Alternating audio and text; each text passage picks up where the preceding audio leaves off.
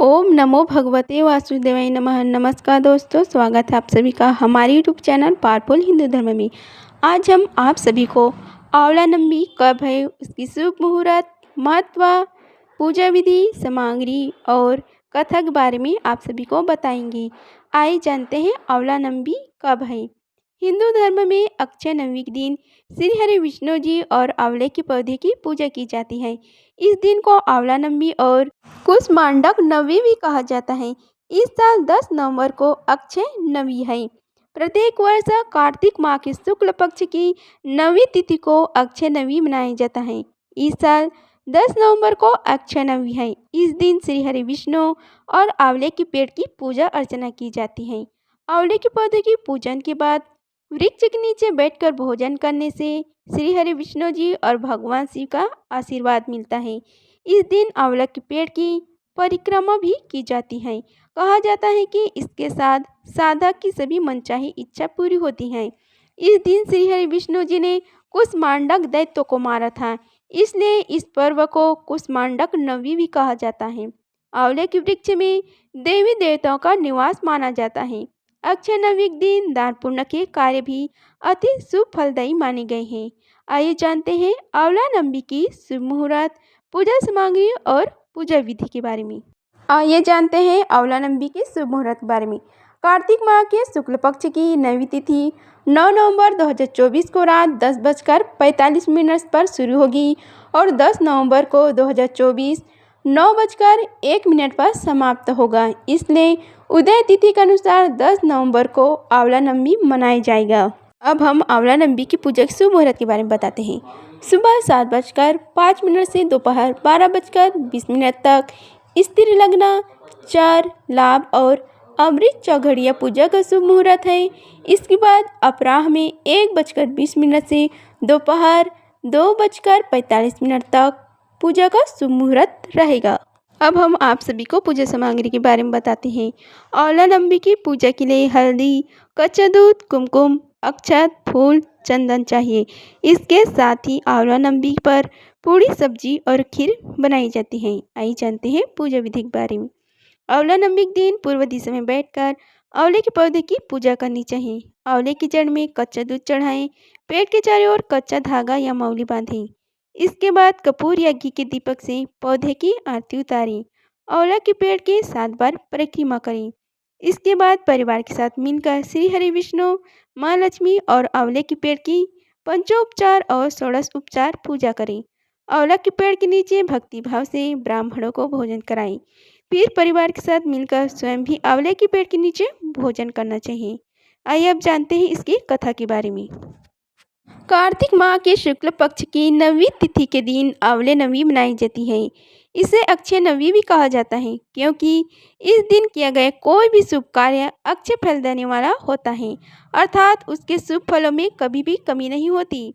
हमारे आयुर्वेद में आंवलों को आयु और आरोग्यवर्धक कहा गया है।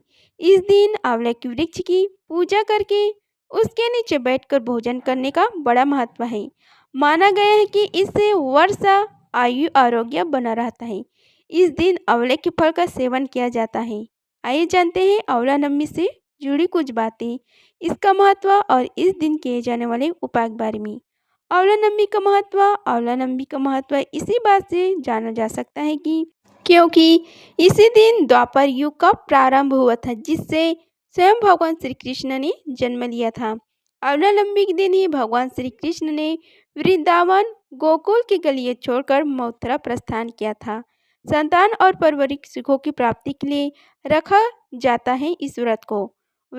इस दिन उन्होंने अपनी बाल लीलाओं का त्याग करके कर्तव्य के पथ पर पहला कदम रखा था। इसी दिन से वृंदावन की परिक्रमा भी प्रारंभ होती है। आंवला नवमी का व्रत संतान और पारिवारिक सुखों की प्राप्ति के लिए किया जाता है। यह व्रत पति पत्नी के साथ में रखे तो उन्हें इसका 2 गुना फल प्राप्त होता है। आंवला नवमी के दिन स्नान आदि करके किसी आंवला वृक्ष के समीप जाएं, उसके आसपास साफ सफाई करके आंवला वृक्ष की जड़ में शुद्ध जल अर्पित करें। फिर उसकी जड़ में कच्चा दूध डालें। पूजा सामग्री से वृक्ष की पूजा करें और उसके तने पर कच्चा सूत या मौली 8 परिक्रमा करते हुए लपटें। कुछ जगह 108 परिक्रमा भी की जाती हैं। इसके बाद परिवार की सुख समृद्धि की कामना करके वृक्ष के नीचे ही बैठकर परिवार मित्रों सहित भोजन किया जाता है। आंवलों को वेद पुराण में अत्यंत उपयोगी और पूजनीय कहा गया है। आंवला का संबंध कनकधारा स्त्रोत से भी है। आइए जानते हैं आंवलानंबी और शंकराचार्य की कथा के बारे में। एक कथा के अनुसार एक बार आदि गुरु शंकराचार्य भिक्षा मांगने एक कुटिया के सामने रुकी। वहाँ एक बूढ़ी औरत थी जो अत्यंत गरीबी और दयनीय स्थिति में थी। शंकराचार्य की आवाज़ सुनकर वह बूढ़ी औरत बाहर आई। उसके हाथ में एक सूखा आंवला था। वह बोली, हे महात्मा, मेरे पास इस सूखे आंवला की सिवाय कुछ भी नहीं है जो मैं आपको भिक्षा में दे सकूं। शंकराचार्य को उसकी स्थिति पर दया आ गई और उन्होंने उसी समय उसकी मदद करने का प्रणय ले लिया। उन्होंने अपनी आंखें बंद की और मंत्र रूपी 12 श्लोक बोले। ये 12 श्लोक कनकधारा स्त्रोत के श्लोक थे। माँ लक्ष्मी ने दिव्य दर्शन दिए।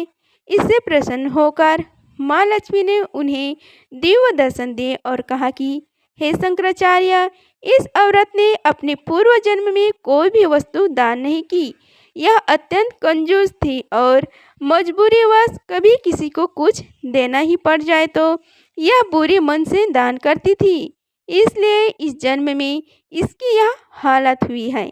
यह अपने कर्मों का फल भोग रही है, इसलिए मैं इसकी कोई भी सहायता नहीं कर सकती। शंकराचार्य ने देवी लक्ष्मी की बात सुनकर कहा कि हे महालक्ष्मी, इसने पूर्व जन्म में अवश्य दान धर्म नहीं किया है, लेकिन इस जन्म में इसने पूर्ण श्रद्धा से मुझे यह सूखा आंवला भेंट किया है। इसके घर में कुछ न होते हुए भी इसने यह मुझे सौंप दिया। इस समय इसके पास यही सबसे बड़ी पूंजी है।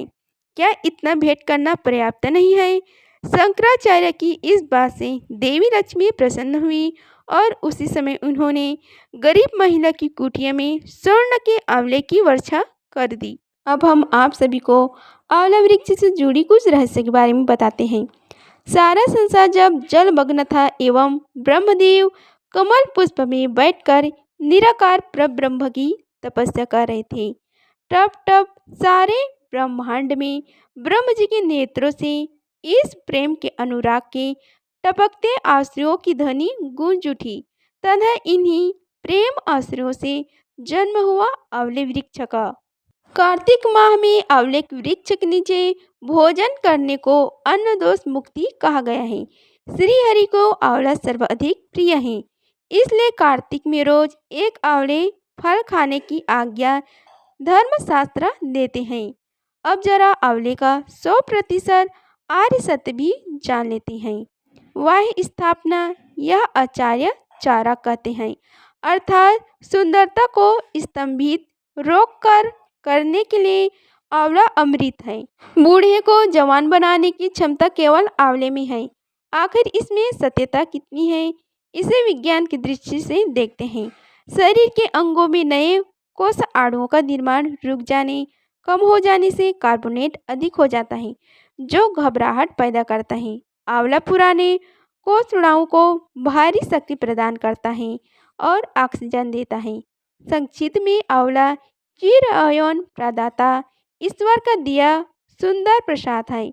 आंवला एकमात्र वह फल है जिसे उबालने पर भी विटामिन सी जस का तस रहता है।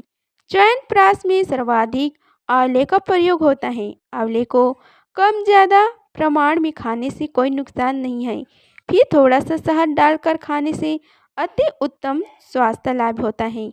आयुर्वेद में आंवले को त्रिदोषहार कहा गया है, यानी वात, पित्त, कफ इन तीनों को नियंत्रित रखता है। आंवला सिर दर्द, रक्तपीत, पेचिश, मुखशोथ, श्वेत प्रदर, अपचन जनित ज्वर, वामन, प्रमेह, कमला, पांडु, दृष्टिदोष एवं शीतला जैसे हजारों रोगों में आंवला का उपयोग होता है। आंवला केवल फल नहीं, हजारों वर्ष की आयुर्वेदिक चार्यों की मेहनत का अक्षय पूर्ण फल है। आंवला धर्म का रूप धारण कर हमारे उत्तम स्वास्थ्य को भी बनाए रखता है अवलंबी से तुलसी विवाह आरंभ होकर पूर्णिमा तक शुभ फलदायी रहता है। यह है अवलंबी की कथा। संक्षेप में आप सभी को बतलाते हैं। किशोरी नामक कन्या की जन्म कुंडली में वैधव योग रहता था। अक्षय नवमी को वह किशोरी तुलसी का व्रत करती थी। पीपल तुलसी का पूजन किया करती थी। विलेपी नामक युवक किशोरी से प्रेम करता है एवं किशोरी का स्पर्श होते ही वह मृत्यु को प्राप्त करता है। इधर राजकुमार मुकुंद किशोरी को प्राप्त करने का वरदान सूर्यदेव से प्राप्त करता है। ईश्वर का लिखा भाग्य भी पूरा हो जाता है।